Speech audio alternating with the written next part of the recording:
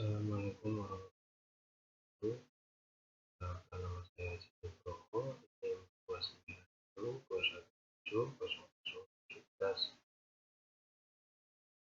Dalam kesempatan kali ini saya akan coba mempresentasikan hasil tugas UTS kuliah perilaku organisasi dengan Bapak Rahmat Ramli.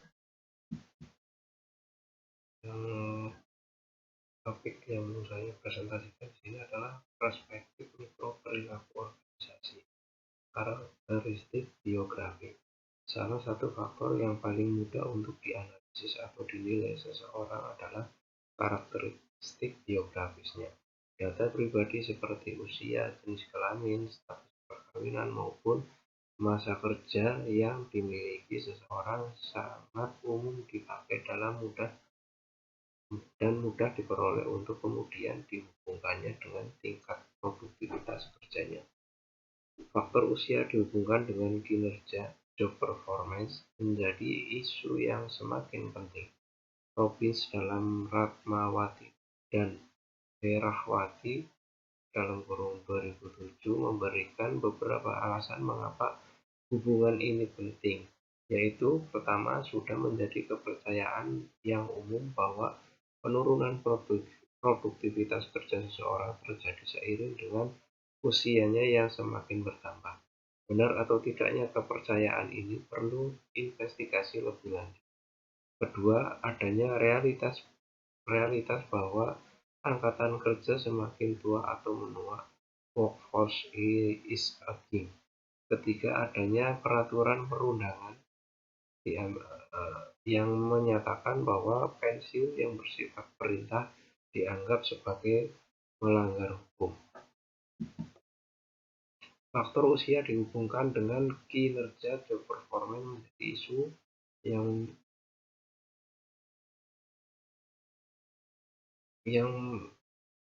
menjadi isu yang semakin penting. Robbins dalam Ratmawati dan Herahwati 2007 memberikan beberapa alasan mengapa hubungan ini penting, yaitu pertama, sudah menjadi kepercayaan umum bahwa penurunan produktivitas kerja seseorang terjadi seiring dengan usianya yang semakin bertambah.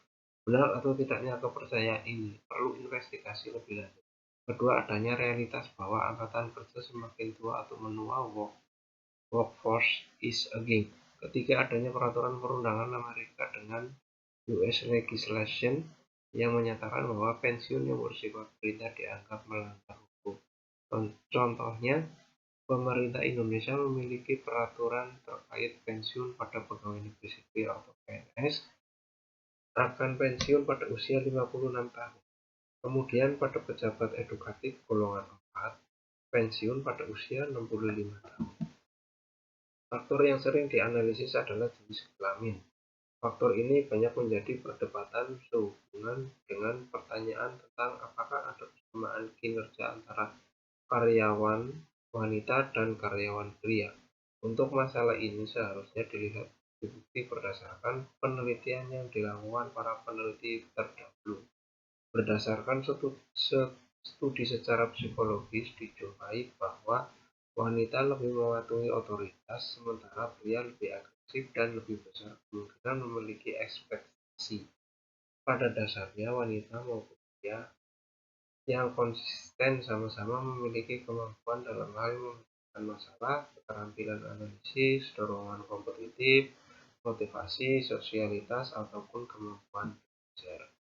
Selanjutnya, bagaimana dengan faktor status perkawinan? Apakah faktor ini secara individu juga mempengaruhi efektivitas kerja seseorang? Meski demikian, dijelaskan adanya riset yang menemukan hasil bahwa karyawan yang menikah lebih sedikit tingkat absensinya dibandingkan dengan karyawan yang belum atau tidak menikah. Secara logis, seseorang yang telah menikah akan lebih mempunyai tanggung jawab sehingga mereka akan lebih mantap dan teratur dalam pekerjaannya.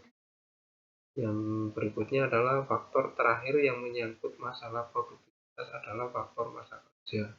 Riset atau studi terdahulu menyatakan bahwa senioritas yang diperoleh seseorang dari pengalaman kerjanya sangat berhubungan erat dengan tingkat produktivitasnya. Orang-orang yang mempunyai pengalaman atau masa kerja lebih lama akan lebih produktif dibanding dengan rekan-rekan mereka yang junior. Berikutnya adalah kemampuan individu. Pengertian kemampuan menurut George dan Jones dalam Fatmawati dan Herawati 2007 adalah kapasitas mental maupun fisik untuk mengerjakan sesuatu.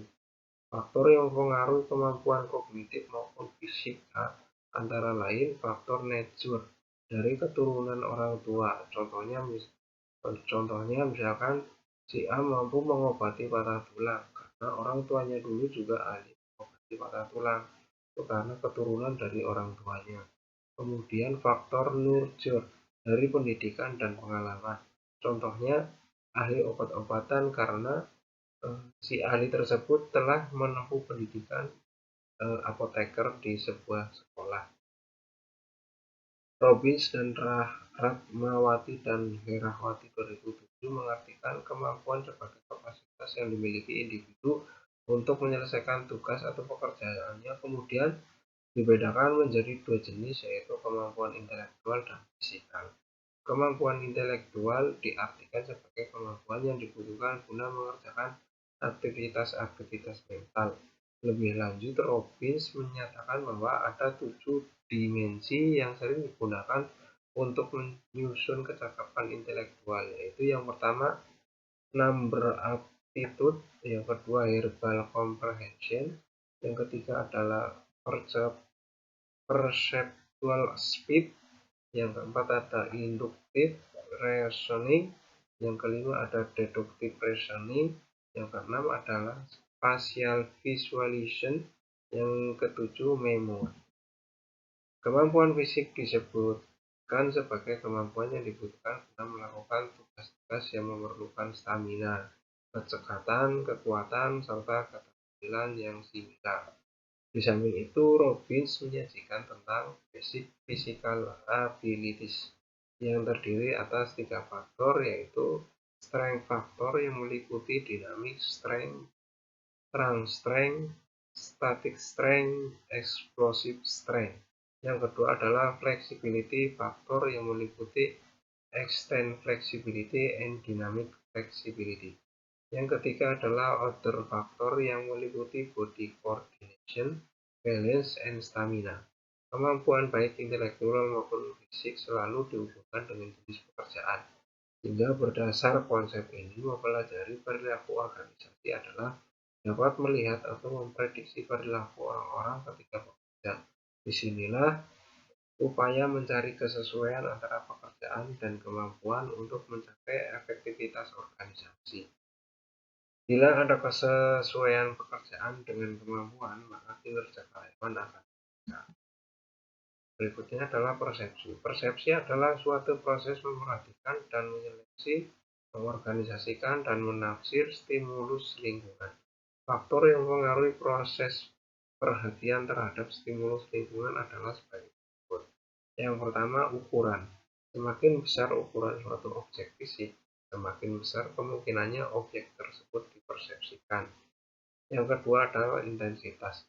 Semakin besar intensitas suatu stimulus, semakin besar kemungkinannya diperhatikan. Suara yang keras misalnya akan lebih diperhatikan daripada suara yang lembut. Yang ketiga adalah frekuensi. Semakin sering frekuensi suatu stimulus disampaikan, semakin besar kemungkinannya stimulus tersebut diperhatikan. Prinsip pengulangan ini dipergunakan dalam periklanan untuk menarik pihak konsumen. Kontras, yang keempat, stimulus yang kontras atau mencolok dengan lingkungan sekelilingnya kemungkinan dipilih untuk memperhatikan akan semakin besar daripada stimulus yang sama dengan lingkungannya. Yang kelima adalah gerakan.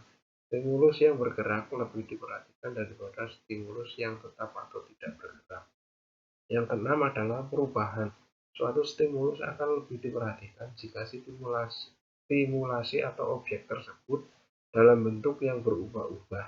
Lampu yang menyala kelap-kelip akan lebih diperhatikan daripada lampu biasa. Yang ketujuh adalah baru. Suatu stimulus yang